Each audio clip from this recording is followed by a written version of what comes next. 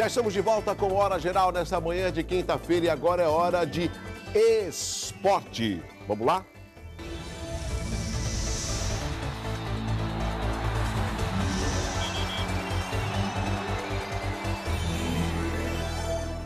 Depois de quase 5 anos sem jogar partidas internacionais, a dupla de vôlei de praia, Ricardo e Emanuel, começou com vitória no Circuito Mundial de Vôlei de Praia, que está sendo realizado na cidade de Barueri, a região metropolitana de São Paulo.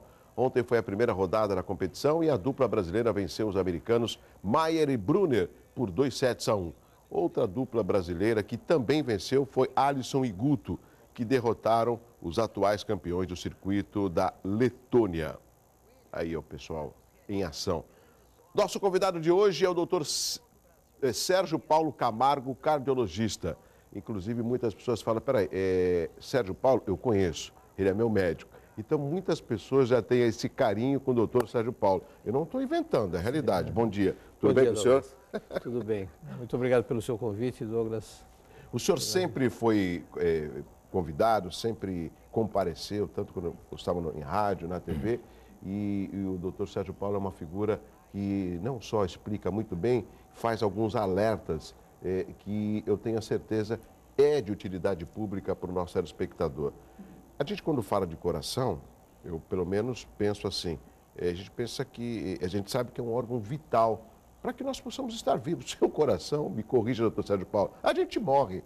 E muitas pessoas não dão a devida atenção, no meu entendimento, ao coração.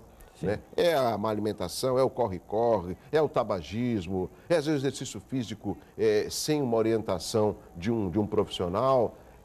Que alerta o senhor daria numa hora dessa, numa manhã de uma quinta-feira, com relação à prevenção do coração?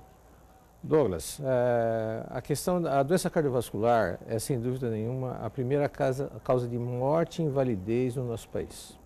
A cada 3 minutos, uma pessoa morre do coração no Brasil. A cada 3 minutos? A cada 3 minutos, uma pessoa morre de doença cardiovascular ou tem algum evento cardiovascular que vá representar sérias implicações na vida dessa pessoa. De maneira que nós estamos diante de uma situação extremamente séria. Séria por quê? Primeiro, que a doença cardiovascular tem um grande componente familiar, genético. Ou seja, é um fator hereditário. Hereditário. Primeiro, nós estamos diante de uma situação genética. Segundo, diante de uma situação assintomática. O paciente não sente absolutamente nada. 40% dos pacientes portadores de algum tipo de doença cardiovascular vão ter como primeiro evento o infarto ou a morte súbita. Terceiro, é uma doença progressiva, crônica, incurável.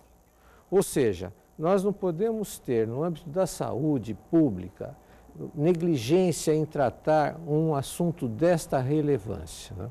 E sabendo que nós podemos, através de medidas extremamente simples, né? Relacionadas à mudança de hábitos, suspensão do fumo, uso regular do remédio, avaliação clínica sumária, nós podemos evitar essa progressão dessa verdadeira epidemia que bate à porta do nosso país. Nós temos estudos, Douglas, que demonstram claramente que no Brasil, assim como outros países em desenvolvimento, o acréscimo da doença cardiovascular vai atingir níveis proibitivos nos próximos 5 a 10 anos. Esse é o primeiro fato. Enquanto que nos países de desenvolvimento a taxa de crescimento dessas doenças se situa em torno de 1 a 2%, no Brasil, previsto de 10 a 15%. Primeiro fato. Segundo fato, não vai haver dinheiro para tratar esses pacientes que baterão à porta dos nossos hospitais. Não adianta ficar construindo hospital se nós não adotarmos políticas de prevenção. Em terceiro lugar, e o mais preocupante, Douglas, a doença cardiovascular, que outrora foi uma característica das classes mais favorecidas, hoje ela está migrando para as classes menos favorecidas. Por quê? Porque as classes menos favorecidas estão tendo acesso a uma dieta mais calórica, elas estão desenvolvendo atividades laborativas que exigem menos esforço físico, elas estão usando muito o automóvel, ou seja, as classes mais favorecidas hoje, elas já estão abandonando o automóvel, estão indo trabalhar a pé, usando bicicleta, né? Ao passo que as menos favorecidas estão fazendo o que outrora essa classe fazia 10 anos atrás. Então, é uma situação extremamente ingrata. Hoje, no Hospital Guilherme Álvaro, se nós formos ver quem está internado lá acometido de infarto de derrame cerebral, são pessoas extremamente simples.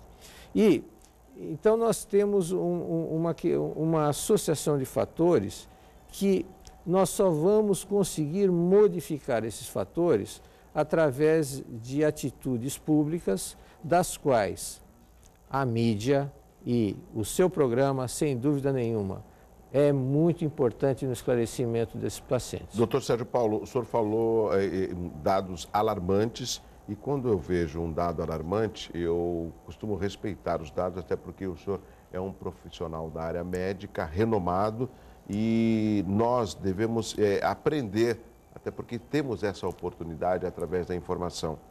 Nesse caso, o senhor acha que, não diria a culpa, mas a responsabilidade que esse diagnóstico ele não aconteça, depende o quê? De campanhas nas esferas, tanto municipal, estadual e federal?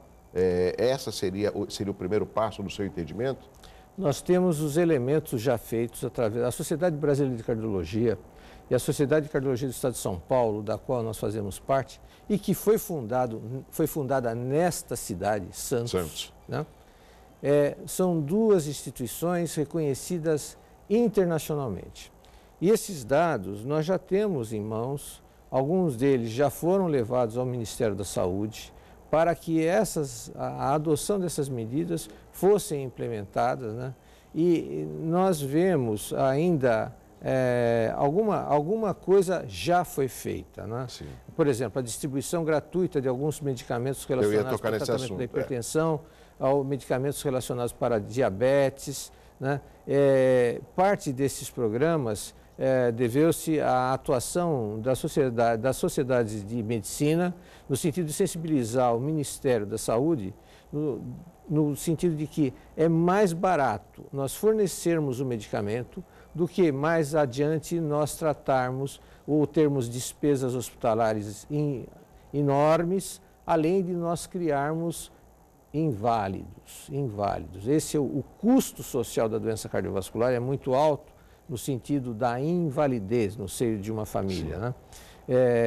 Então, alguma coisa, Douglas, já foi feito, mas existe um longo caminho ainda a ser percorrido no sentido de sensibilizar as nossas autoridades no aspecto da prevenção. Doutor Sérgio Paulo, o senhor falou muito importante com relação à gratuidade de alguns medicamentos, que isso acaba tendo um caráter até duplicado, ou seja, é o favorecimento daquelas pessoas que não têm condição de pagar o medicamento, que às vezes acaba levando todo o orçamento familiar, e ao mesmo tempo um trabalho de prevenção. Por quê?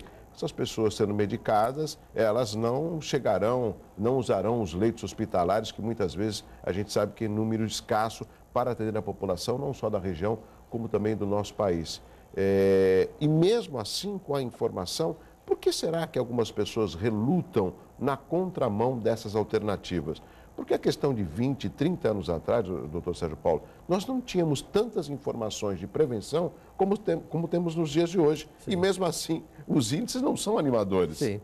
Não, nós fizemos um estudo com o professor Décio Mion, que é titular do Departamento de Hipertensão da Universidade de São Paulo, onde nós analisamos vários parâmetros no sentido de adesão do paciente à orientação médica. Qual é o fator?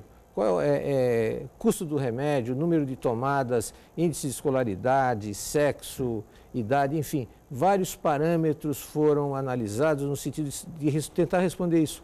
Por que nós, sabendo tanto acerca disso, poucas pessoas ainda se tratam?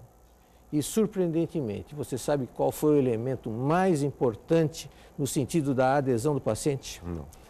Tempo de consulta, orientação, conversa. o paciente precisa ser esclarecido de uma maneira clara acerca do porquê do tratamento, do porquê do medicamento. Não adianta essa questão, Douglas, de medir pressão e prescrever remédio, isso não funciona. Esse paciente vai tomar esse medicamento por no máximo 3 a 6 meses.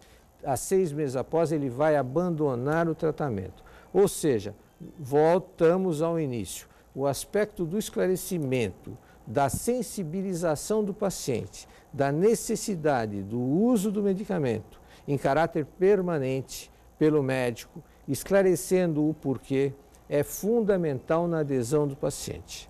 Então, o aspecto, respondendo, a meu ver, o que falta ainda é esclarecimento, é conversa. É isso que nós estamos fazendo. Por isso que eu acordei cedo e meus parabéns por você aqui. Estou vendo que você acorda muito cedo e já acorda 1000 por hora. Eu acho que é um assunto, e por isso que nós atendemos com muita satisfação um convite como esse feito, no aspecto de que a mídia, né, ocupa um fator muito importante na atenção desse aspecto que hoje nós sabemos. O fator, a variável em termos populacionais, o que vai influir na mudança de comportamento é o esclarecimento.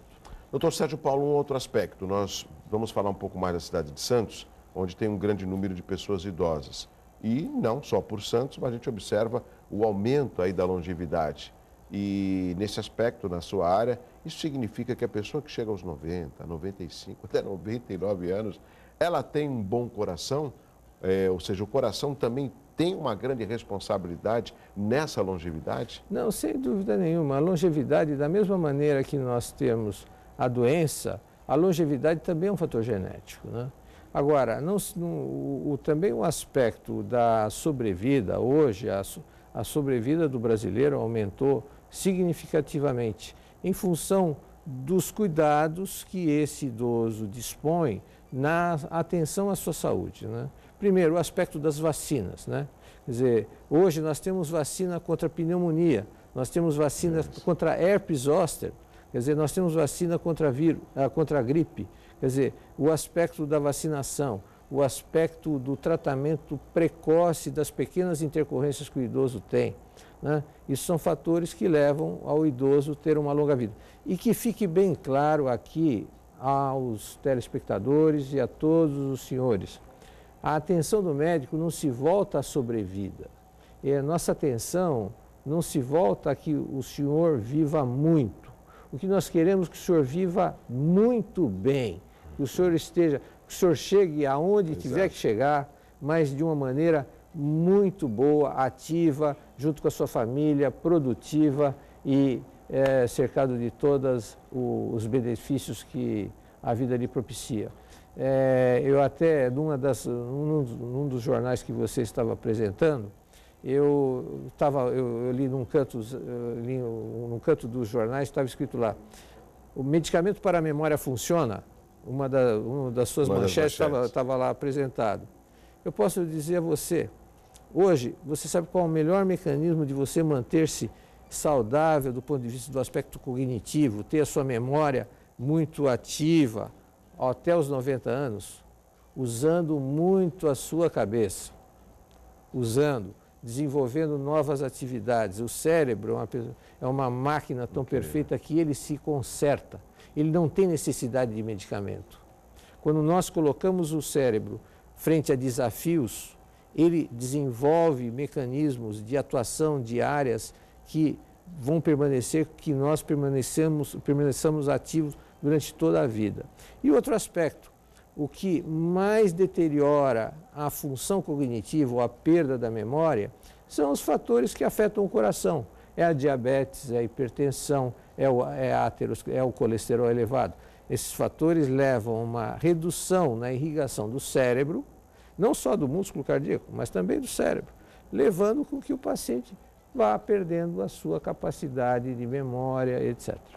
Excelente essa explicação do Dr. Sérgio Paulo. Dois aspectos eu tenho que chamar o intervalo mais rapidamente. ou seja, a longevidade é boa, mas que você possa curtir a longevidade. E não, de repente, eu estou com meus 80 e poucos anos, mas tem que tomar remédio, não saio da cama. Não é uma longevidade com qualidade, por exemplo. E um outro aspecto importante, doutor Sérgio Paulo, que tudo isso depende única e exclusivamente de uma vontade própria, né? Uma vontade própria, porque nós temos aqui a nossa orla, nós temos, eu amo essa cidade e vejo em Santos que nós nos encontramos às vezes no restaurante, às vezes no shopping, ou caminhando na praia. Isso é uma qualidade de vida. Sim. Apesar do senhor ter dado alguns exemplos, eu quero ser breve. Eu conheci uma vez a dona Zumira, dona Deolinda, desculpa, ela morava ali nos Bancários, na Avenida dos Bancários, e a questão de uns 3, 4 anos a gente foi ver um apartamento. Aí a gente viu o apartamento, tudo mais. Aí no final eu falei, desculpa, eu estou conhecendo a senhora agora, a senhora é uma pessoa muito simpática, quantos anos a senhora tem? Eu estou com 83, é que eu fiquei viúva, esse apartamento está muito grande, eu quero vender, que eu vou para a Europa, quero viajar um pouco, comprar um apartamento menor. 83 anos, com essa rapidez, com essa iniciativa, né? E eu me surpreendi, até dei um beijo nela com muito respeito, porque ela me cativou. A gente observa, doutor Sérgio Paulo, tantas pessoas jovens, 30, hoje não dá. Não, isso eu não quero fazer. Não, amanhã é cedo. Não, amanhã não. Ou seja, pessoas que se entregam. Né? É interessante. Recomeçando com 83 anos e com um projeto. Eu acho que é importante na vida nós termos sempre um projeto. Né?